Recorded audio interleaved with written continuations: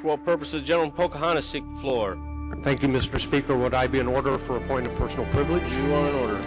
Thank you, Mr. Speaker. Ladies and gentlemen of the House, I'd like to share with you a story written by Kirsten Powers, a USA Today columnist.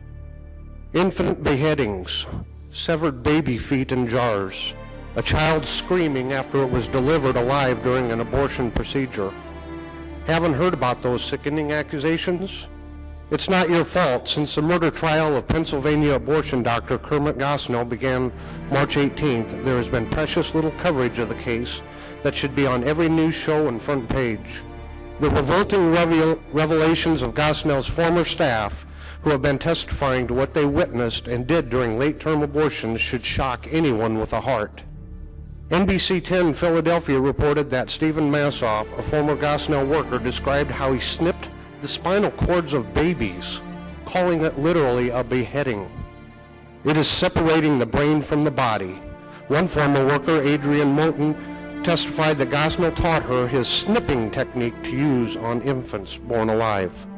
Massoff, who like other witnesses has pleaded guilty to serious crimes, testified it would rain fetuses and blood all over the place. Here's the headline the Associated Press put on a story about his testimony that he saw 100 babies born and then snipped. Chaos isn't really the story here. Butchering babies that were already born and were older than the state's 24-week limit for abortions is the story. There's a reason the late Democratic Senator Daniel Patrick Moynihan called this procedure infanticide.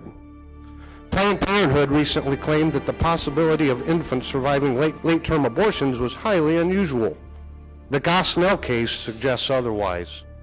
Regardless of such quibbles about whether Gosnell was killing the infants 1 second after they left the womb instead of partially inside or completely inside the womb, as a routine late-term abortion is merely a matter of geography. That one is murder and the other is a legal procedure is morally irreconcilable. LexisNexis search shows that none of the news shows on the 3 major national television networks has mentioned the Gosnell trial in the last 3 months.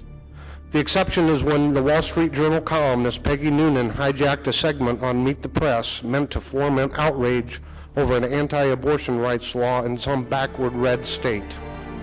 The Washington Post has not published original reporting on this during the trial, and the New York Times saw fit to run one original story on A17 on the trial's first day.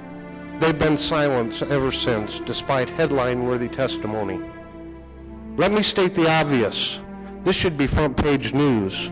When Rush Limbaugh attacked Sandra Fluke, there was non-stop media hysteria. The venerable NBC Nightly News' Brian Williams intoned a firestorm of outrage from women after a crude tirade from Rush Limbaugh as he teased a segment on the brouhaha. Yet accusations of babies having their heads severed, a major human rights story, if there ever was one, doesn't make the cut. You don't have to oppose abortion rights to find late-term abortion abhorrent or to find the Gosnell trial eminently newsworthy. This is not about being pro-choice or pro-life. It's about basic human rights. The deafening silence of too much of the media, once a force for justice in America, is a disgrace. Aristotle said that the least initial deviation from the truth is multiplied later 1,000-fold.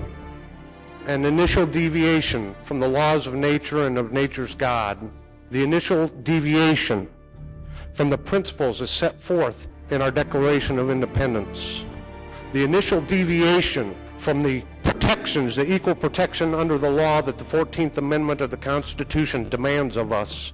This is the story that we get. At the conclusion of World War II, the United States participated in 2 trials, one in Germany and one in Japan. As part of the Axis powers, we held officials from both Nazi Germany and from Imperial Japan responsible for violations of the laws of nature. That wasn't too long ago. That was just the 1940s. We recognized when you violate the laws of nature. And when the judges, elected officials, appointed officials, military officials got on the stand and said, we're just following the law, we didn't buy it. We executed them.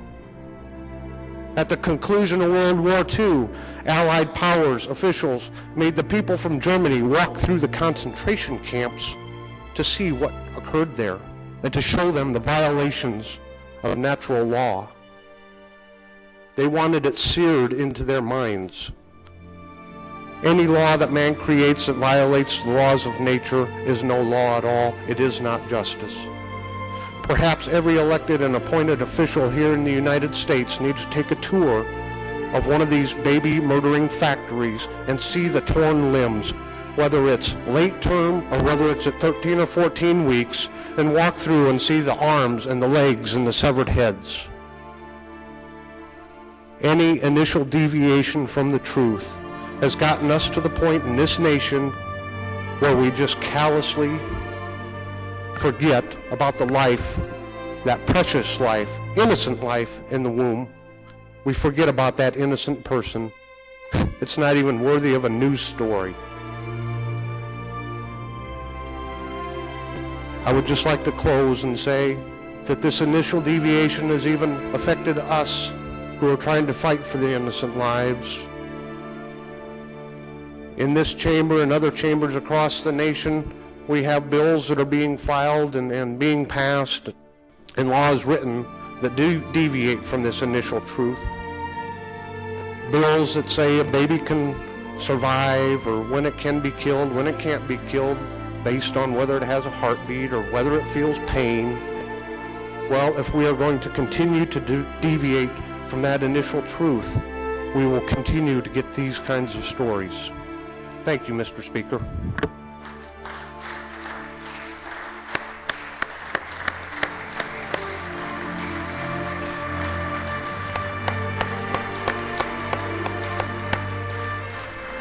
Any initial deviation from the truth has gotten us to the point in this nation where we just callously forget about the life, that precious life, innocent life in the womb. We forget about that innocent person.